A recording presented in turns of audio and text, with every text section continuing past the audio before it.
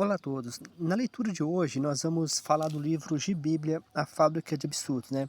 Para quem não sabe, o livro ele é um pouco mais grosso, né? Ele exige um pouco mais de leitura e o livro está disponível tanto na Amazon, né? Quanto em formato de audiolivro, né? Para quem não gosta de ler, né? Tem formato também de audiolivro. Em audiolivro você consegue baixar pelo Google Book, consegue ter acesso ao material em formato de áudio. Hoje eu queria ler para vocês uma parte que, lembrando que agora nós estamos lendo de Bíblia, né? Anteriormente eu havia lido algumas partes do livro A Revolução Ateísta, A Última Minoria Silenciada. Queria agradecer também a Mari pelo vídeo que ela fez, né? Eu sugiro vocês visitar o canal da Mari Campos, né? Ela esteve no nosso canal falando de ateísmo feminista, né? Mulheres ateístas, né? O que é muito importante, né? A presença feminina no ateísmo, né? Então, hoje eu queria ler para vocês uma parte aqui sobre o Brasil colonial, né? Ou seja, o livro se chama de Bíblia, A Fábrica de Absurdo. Já me veio à mente talvez lançar um novo livro, talvez no futuro, no qual essa fábrica de absurdo aqui que eu estou falando, ela se refere às narrativas bíblicas, né? As formas como... A ideia por trás do livro é de que as histórias bíblicas, na verdade, quando se tem um evento, né? Os autores da Bíblia, né, os criadores das histórias, sempre escolheram a versão mais absurda, né, para acreditar, né? O livro está cheio de exemplos, né? Que eu vou dar para vocês. Então, quando eu falo a fábrica de absurdos aqui, eu estou me referindo à fábrica de absurdos narrativos, né? Mas daria para produzir talvez no futuro um segundo volume, né, com o mesmo título, né, de Bíblia, a Fábrica de Absurdos, mas focando nos absurdos históricos, né, como escravidão, coisa e tal. Mas de qualquer forma, o livro já fala disso, né, de forma discreta, né? E aqui é um exemplo de um absurdo histórico, né? Então, aqui, como está aqui, ó, no Brasil colonial, né, havia um tipo ainda mais desgraçado de cativeiro, que é o do escravo da religião. Para quem tiver interesse, tem um artigo, tem um vídeo da BBC News, no qual um historiador brasileiro fala disso, né, o escravo da religião. Ele fala muito bem.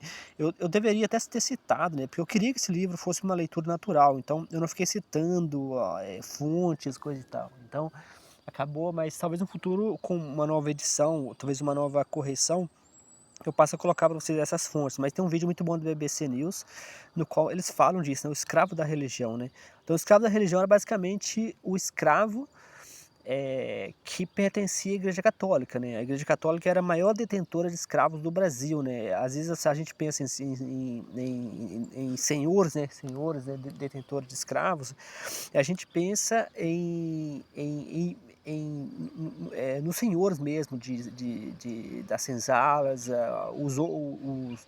as pessoas que detinham, né, os escravos como indivíduos, né, ou seja, eram senhores que detinham esses escravos, mas quando você pega, por exemplo, o conceito de escravo da religião, você aprende que a Igreja Católica era a maior detentora de escravos, né? Isso já é bem documentado. Não somente era o maior detentor, também havia uma documentação muito forte sobre preços, sobre mercado na igreja no Brasil, né? Então a Igreja Católica teve um papel muito forte, né? E quando a escravidão acabou, segundo muitos historiadores comentam, né? A Igreja Católica foi a maior, vamos dizer assim, foi o maior grupo que liberou o maior número de escravos, né? A Igreja Católica não somente detinha, como também tinha um mercado negreiro bem organizado, documentado, com preços tabelados, né? Então não bastava o negro ser escravizado no corpo, né? Era também coagir e entregar sua alma, né? Porque o batismo, né, dentro dos negros escravizados não era uma opção, né? O Brasil chegou a ter 99% de católicos, né? Ou seja, basicamente toda a população brasileira era católica, né? Então, vamos lembrar também que o Brasil, segundo muitos historiadores, o Brasil foi um dos países que teve a escravidão mais cruel, né?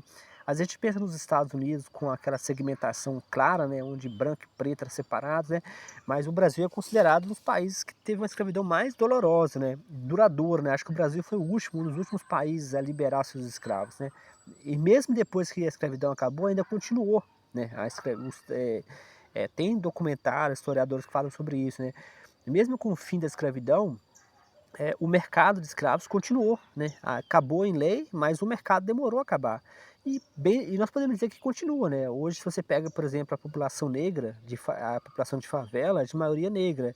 Quem já foi em cidade grande ou mora em cidade grande sabe que os moradores de rua são negros, né. Teve um vídeo muito tempo atrás, né, um vídeo antigo, né, acho que passou no Fantástico, de uma família branca de olhos azuis que era moradora de rua, né. E aquilo chamou atenção, né, as pessoas na época, conseguiram emprego para as crianças para serem modelos de foto, né.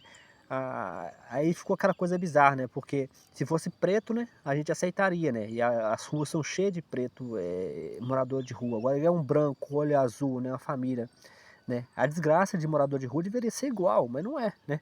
Então, ou seja, a conversão forçada ao catolicismo era parte da máquina imperial, né. Ser pagão não era só condição espiritual inferior, mas o entrave burocrático, né, ou seja, mas mesmo segundo estava vendo esses documentários, mesmo se você fosse batizado, se você fosse católico, né, o escravo aceitasse, fazer parte do catolicismo como sua, vamos lembrar que os africanos em geral, né, eles já tinham a própria religião, né, os africanos não vieram para o Brasil sem religião, eles tinham as próprias tradições, então o entrave burocrático não era somente para quem não fosse batizado, pela Igreja Católica. O entrave também era para qualquer pessoa que pertencesse à igreja. Então, os escravos que pertenciam à igreja, ou que ainda não havia sido batizados, enfrentavam o processo mais caro, né, e mais burocrático. Mas mesmo os que faziam parte da igreja, que eram batizados, também tinham um processo longo, né, de libertação, né, quando comparado com escravos detidos que eram escravos de escravos de senhores, né, de senzala, ainda assim o processo era mais difícil, né. A igreja não queria libertar os seus escravos e quando libertava tinha de garantir de que eles eram católicos, né. Então, a religião nesse contexto não era libertadora, era cúmplice, né. Mesmo hoje, né, hoje o catolicismo está caindo no Brasil, né. O catolicismo no Brasil acho que ele é bastante inerte, né, ele não está muito mais ativo. Nós temos o evangelicalismo, né, que meio que, substitui o vácuo de poder, né. Quando a igreja católica se remove do Estado, né, quando ela decide que não vai mais fazer parte do Estado, né, o que foi um processo longo, ficou um vácuo de poder, né. Quem preencheu esse poder? Agora temos os evangélicos, né, que tem um processo muito parecido, né, já temos escândalos como no governo Bolsonaro de evangelização de índios, né, ou seja, em pleno século XXI você vê esse processo. Eu estava vendo um debate do Matheus Benites, né, versus o Paulo Cogos, né, e ali ficava evidente que o Cogos é a favor da, no caso o Cogos ele é católico, né, ele não é evangélico não, mas ali você via claramente que ele era a favor da evangelização, né, como se fosse uma coisa positiva. O John Lennox, né, que é um apologista matemático da Oxford, né, que é um cristão, um cientista cristão, ele falou uma vez que a África sem o cristianismo seria algo como smartphone, ou seja, algo europeu, né? Ou seja, ele falou de forma pejorativa, né? Isso gerou, nem foi a frase dele, a frase veio de outra pessoa, mas o fato dele ter citado isso, né? Como se a África fosse inferior, né? Sem o catolicismo, né? Então o batismo não era um ato de fé, né, mas um selo de obediência. Nasce o negro, né, nascer negro e africano sob o jugo católico no Brasil é talvez a pior desgraça que Deus podia fazer com o ser humano, né. Ou seja, nascer preto, né, escravo no Brasil, e ainda por cima nascer sob o domínio católico, né, brasileiro, né. Então, ou seja, a cruz, longe de ser um símbolo de salvação, era um instrumento de domesticação colonial e ainda continua, né. Transformar religiões em ferramenta de dominação foi uma das maiores perversões já cometidas em nome da fé, né. Aqui vai lembrar, né, que eu falo nesse livro, eu falo muito do Apolônio de Tiana, né. O Apolônio de Tiana é um exemplo, o Apolônio de Tiana é um contra-exemplo muito interessante, né. Porque o Apolônio de Tiana, ele tinha muitos traços parecidos com o de Jesus, né. Ele curou doentes, ele associavam ele superpoderes, ele era uma figura espiritual. Mas no caso do Apolônio de Tiana, você vê que o Apolônio de Tiana, ele não criou uma religião organizada, né? Você vê que o Apolônio de Tiana era uma figura bem documentada, né?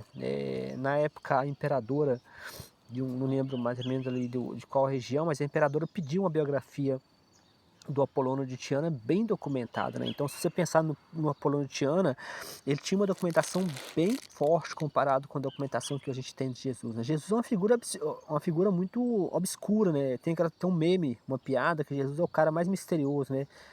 do mundo, né? Nós não sabemos nada sobre Jesus, nós sabemos o que os cristãos dizem, e muito do que dizem parece que foi colocado a posteriori, né? Quando o cristianismo começa a crescer, né? Nesse livro de Bíblia, A Fábrica de Absurdos, né?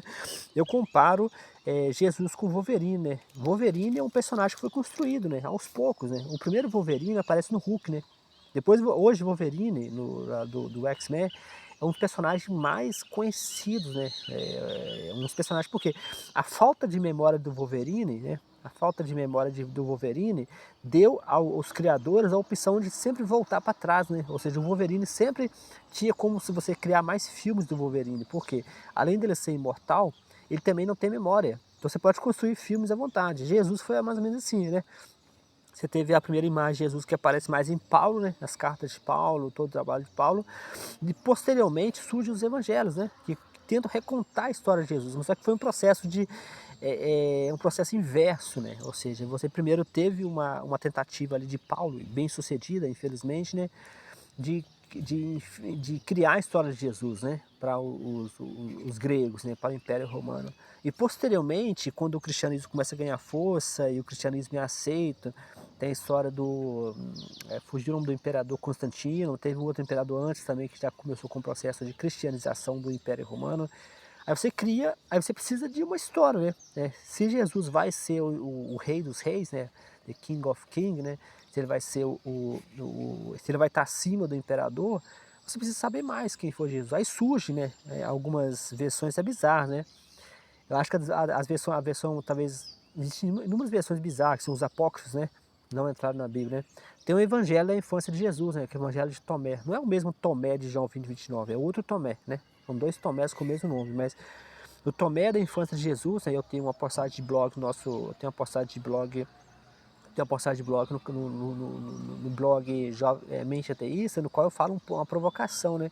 Lá você vê Jesus como gênio, né? Uma figura muito inteligente, né? Mas um gênio perturbado, né? Com poderes, né?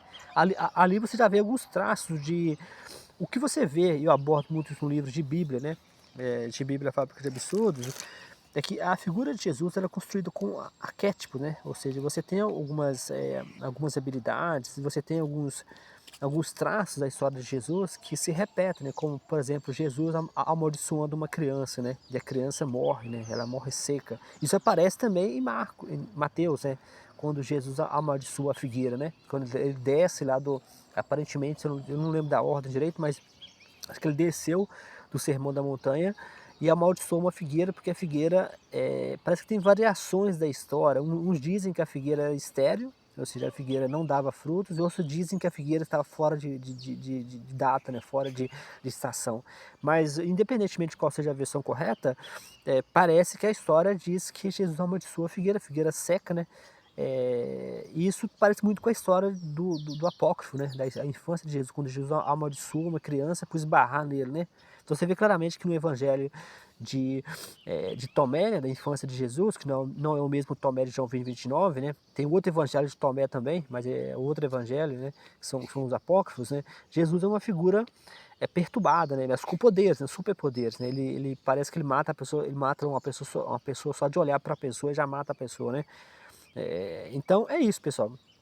Eu sugiro para vocês, né? O livro está em formato impresso, né? Como esse aqui, um livro um pouco mais longo, vai dar um pouco mais de trabalho para vocês. Mas tem formato audiolivro, né? Para quem não gosta de ler, né? Eu gosto muito do audiolivro, porque o audiolivro dá para você baixar, né? Quando você está com a internet, e posteriormente você vai ouvindo, né? Um abraço a todos, então.